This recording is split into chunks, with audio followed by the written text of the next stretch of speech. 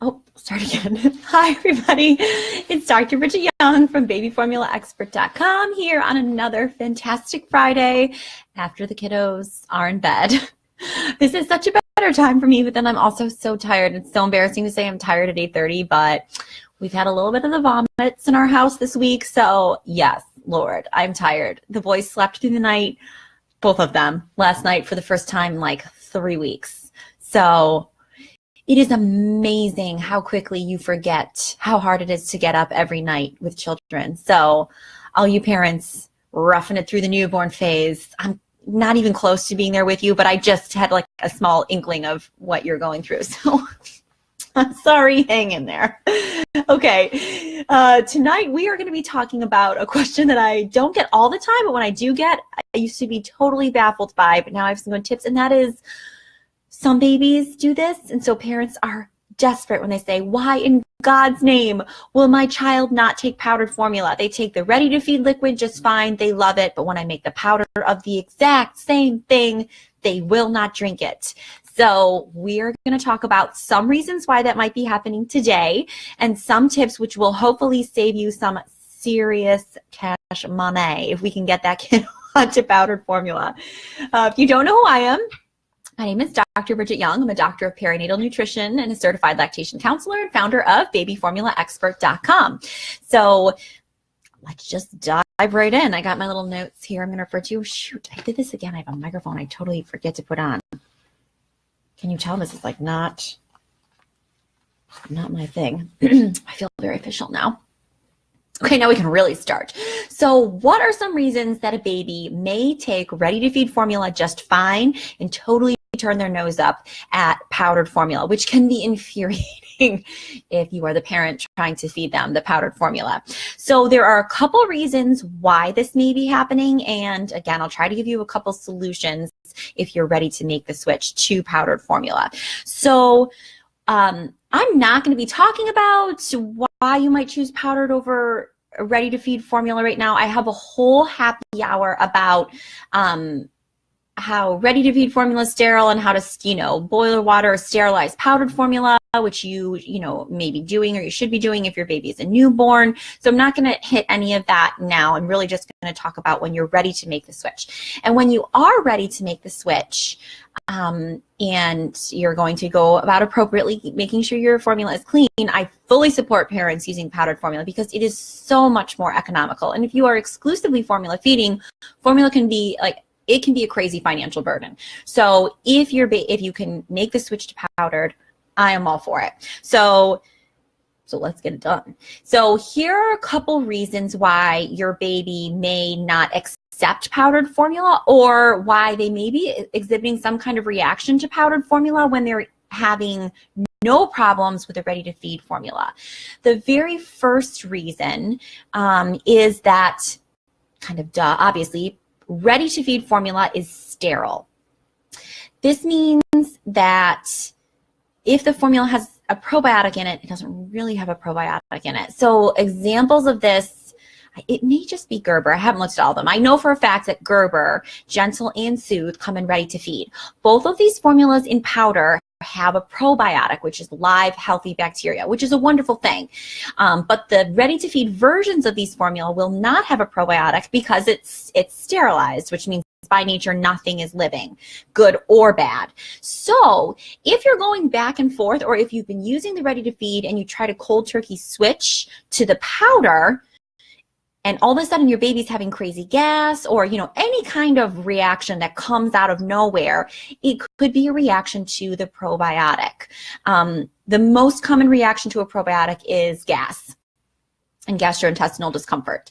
So if you're experiencing that, that's probably what's happening is all of a sudden they're getting a really big dose of probiotic that they weren't previously getting.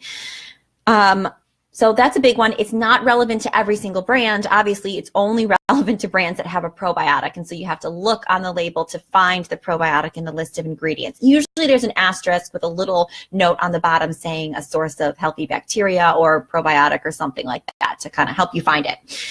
Okay, so like I said, that's only relevant to some brands.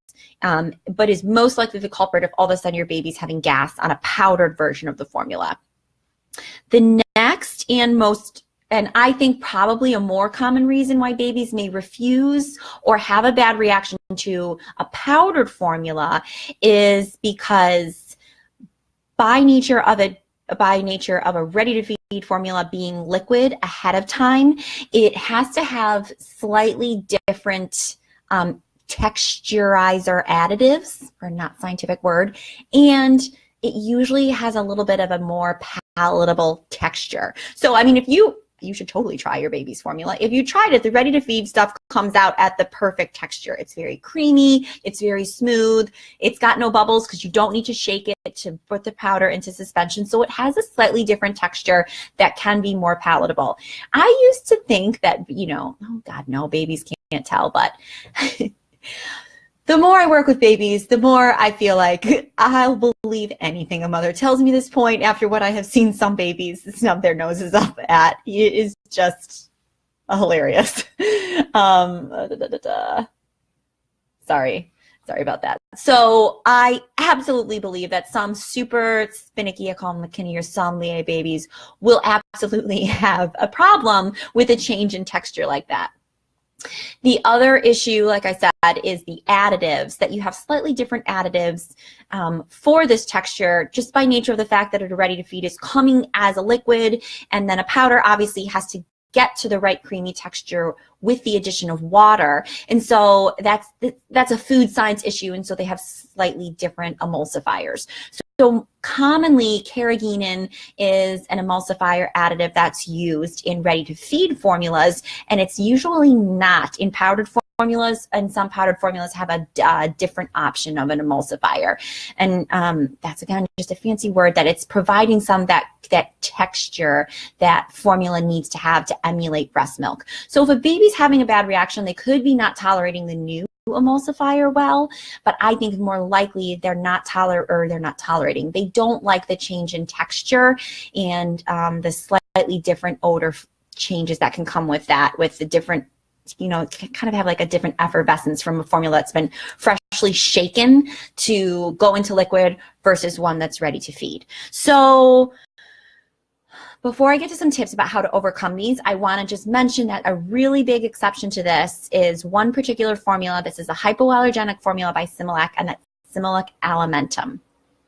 So the exception is because I just talked about that really the only differences between a ready-to-feed and a powdered are maybe this very minor additive in terms of quantity, and then if there's a probiotic or not.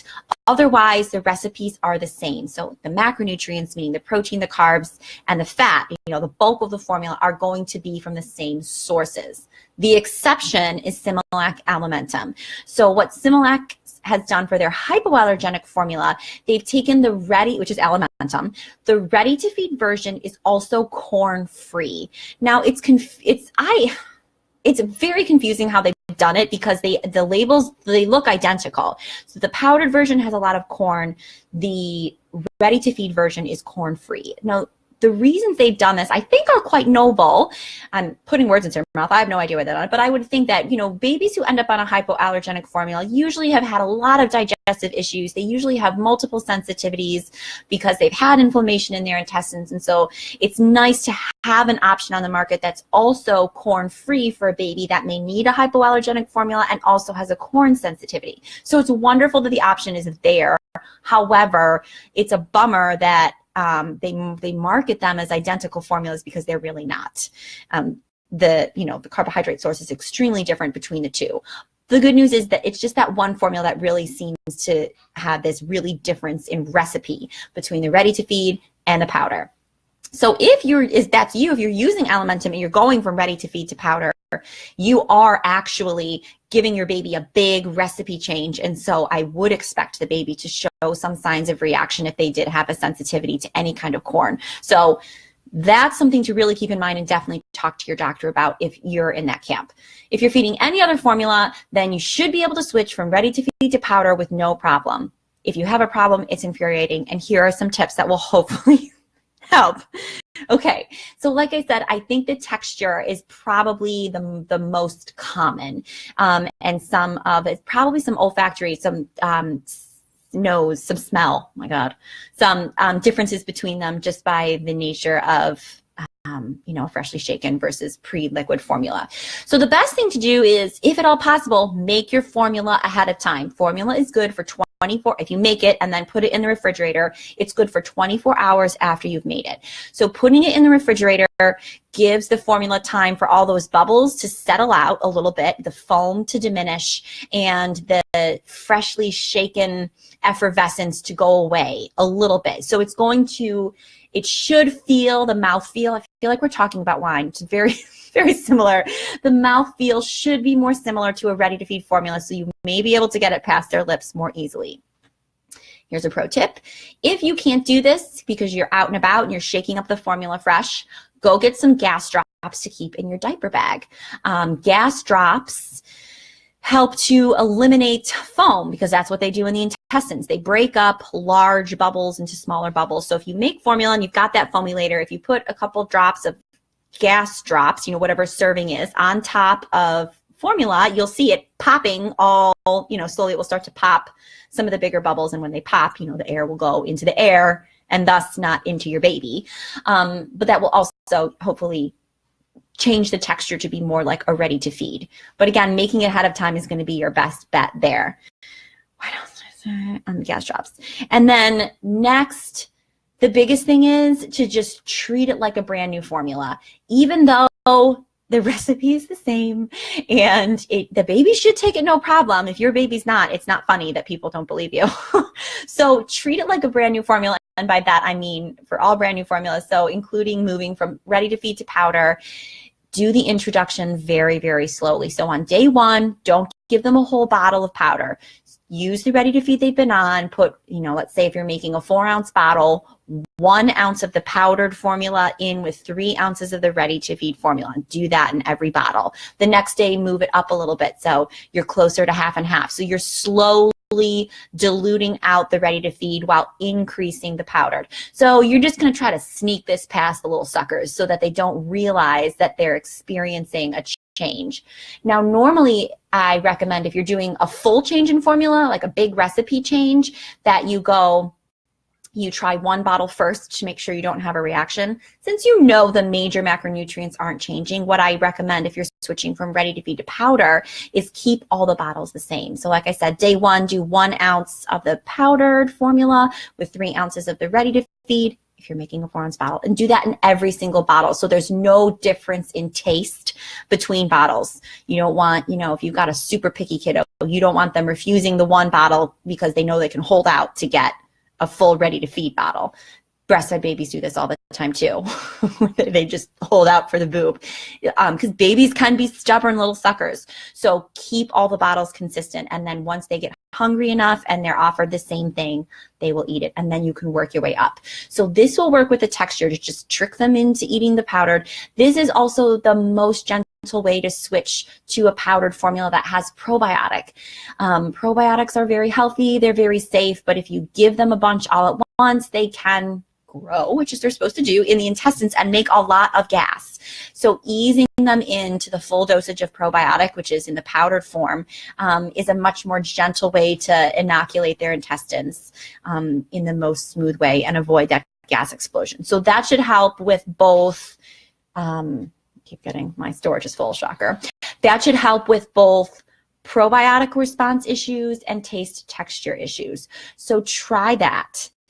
Those are my best tips. And like I said, you can play around with making the formula ahead of time and using gas drops to try to improve the texture of the formula and also decrease the potential amount of air that your baby drinks from a formula that can still remain in the bottle, if you're shaking it up fresh and you've got a lot of bubbles still kind of floating around in the formula.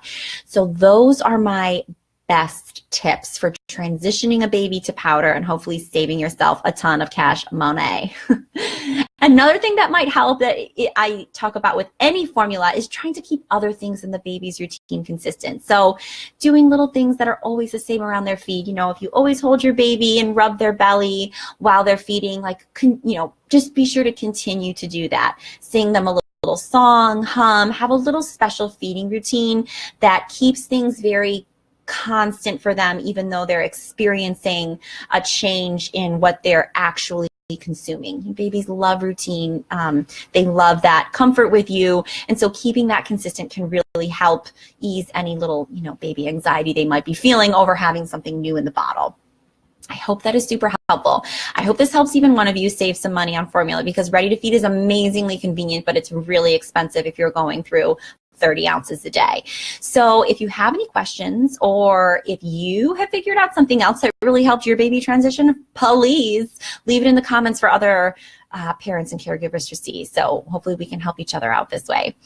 And if you are having trouble with your individual baby finding a formula that keeps everyone in your family happy, then please reach out to me. I do free 15-minute consultations and work with families individually to find the right feeding regimen that really gets baby back on track and hopefully gets everyone in the house a little more sleep. And I would just be so overjoyed to work with you. So you can reach out to me on the website, babyformulaexpert.com. There's a big tab up there that says work with me. It's easy to find. And I will see you guys next week. Have a wonderful, wonderful weekend, everybody. Thanks. See you later. Okay.